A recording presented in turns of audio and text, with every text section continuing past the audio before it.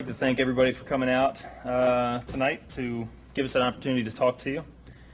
My name is Scott Guenthner. I'm running for state delegate in District 4A, and a lot of the reasons are the same as the previous speakers. I'm a father of 4 beautiful children, married. I live in Myersville.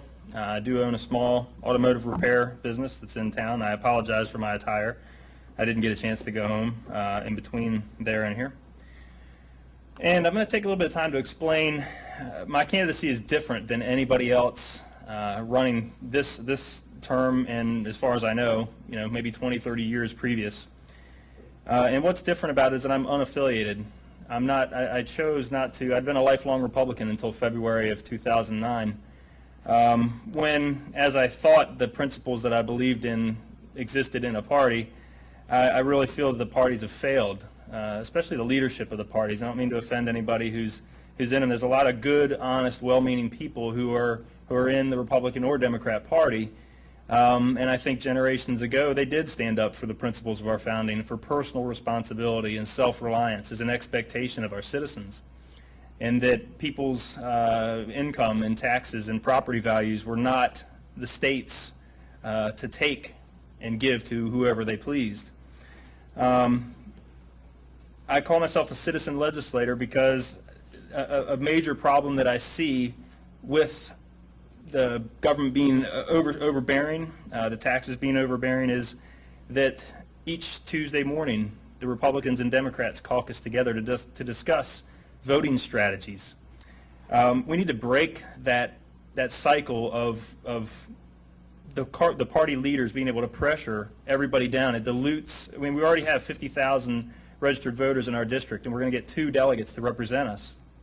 And then if you're among 141 delegates and there's 2 caucuses who have party leaders that are influencing or pressuring you in your votes, I really see this as a major part of the problem.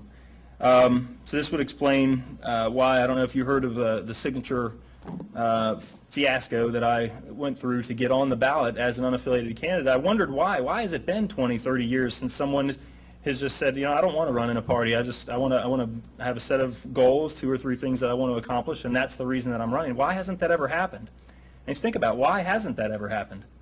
Well, all the rules are really stacked. I won't go into all the details, but the rules are really stacked against anybody, to just an average person to come out and be able to run, stake out 2 or 3 clear points, and run just on those.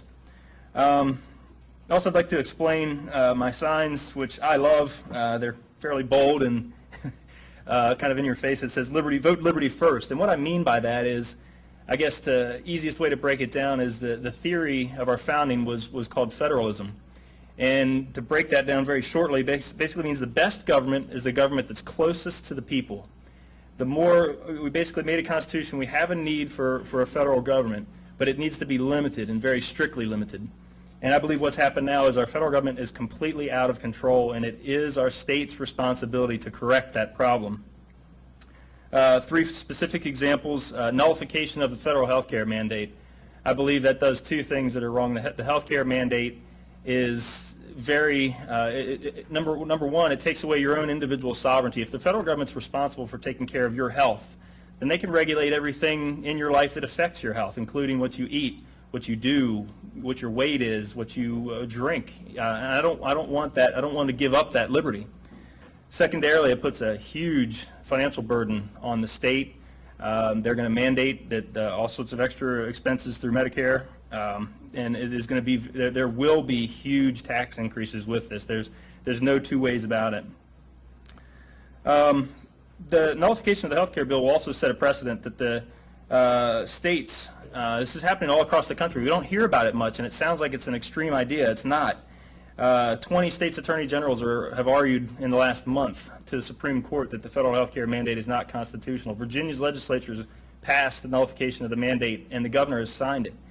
In Montana and Tennessee, they've passed Firearm Freedoms Acts, which take the federal government doesn't have the authority to regulate firearm sales in a state if the firearm is produced, bought, and used in the state. This is the state standing up to the federal government, and I believe it's also our responsibility on immigration. The federal government is failing on immigration.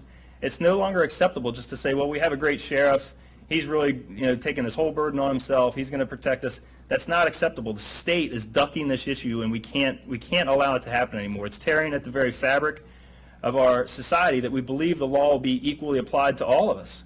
If there's large segments of our society that are engaged in illegal activity, and we say, well, this group we're not going to enforce the law to, these other groups we're going to very strictly enforce the law, that breeds a lot of frustration. That's what I hear when I'm out there. That's a large part of the reason that I'm running, is that there has to be justice. Not any law that benefits one group, or we're not going to enforce it on another group. There has to be an equal application of the law, and I think that's the argument that is lost here.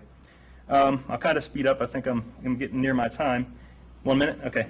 The second proposal that I have, was referenced earlier, is a 9% cut. I have a one-sentence bill that, if passed, this should be a bipartisan bill. Here's the bottom line. We spent last year $32 billion. This is the Maryland state budget, $32 billion and some change. The revenue to the state was $29.4 billion. That's the bottom line. Okay, you say, well, you have to have a balanced budget. Okay, well, $1.6 billion is the last installment of the federal stimulus money. That covered about 5% of the difference. 4% of the difference was covered by, we stole money from transportation trust funds and other trust funds throughout the state. So think about this. Think about if you're at home and your car's ragged out and you're getting ready, it's getting ready to die, and you know it. So you've been saving up $2,000 or $3,000 to put as a down payment, and instead of, you had harder financial times, and instead of cutting back, trimming back your spending, you say, well, we'll keep going on our vacation. We'll keep all of the expenditures we have. We won't cut back anywhere. What we'll do is we'll just go in the kitchen into that little jar where we've saved this money for a down payment on our car, and we'll use that money to supplement our budget. It's exactly what's happened.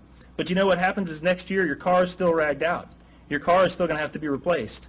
You're still spending more than what you have. If we don't commit to cutting that spending, and 9% I believe is a down payment, this doesn't address any other structural issues. This doesn't address that we've already robbed pension funds, and that's how we've gotten this problem before. Decades of this abuse of this, the operating budget being in excess, and just supplementing, well, we'll just take money from the pension plans. And that's how we've got to this problem. It has to stop. And yes, all the state employees should be mad. They've been lied to.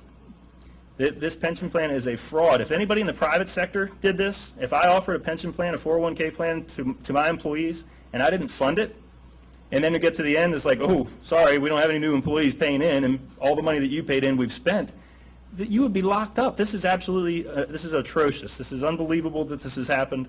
And I believe you need to come out and say it, quit dancing around the issue, and really attack it head on. My name is Scott Guenthner. I'm running for state delegate as an unaffiliated candidate in District 4A, and I would appreciate your vote.